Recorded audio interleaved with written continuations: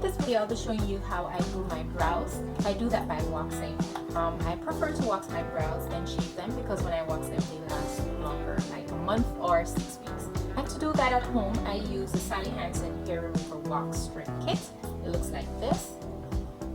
And I like to use this because it's quick and easy, it's affordable, and I can just pick up one at Walmart or any beauty supply store, even pharmacies like CVS. So if you want to see how I got my brows like this using this kit, then just keep on watching. And if you haven't subscribed, please subscribe to my channel.